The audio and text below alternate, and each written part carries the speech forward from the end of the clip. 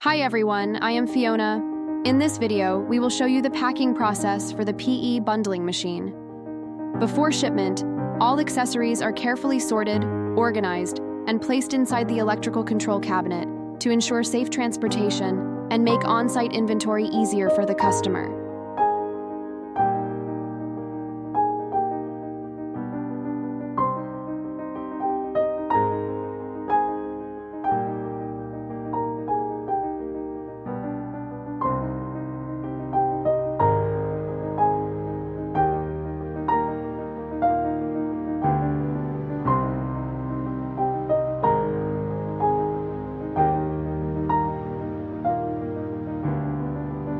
For this shipment, a total of 6 cartons of straps were loaded.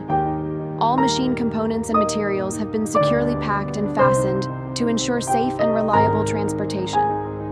For more information about the EPS machine and EPS mold, please contact us by email or mobile phone. We will be happy to answer your questions. See you in the next video.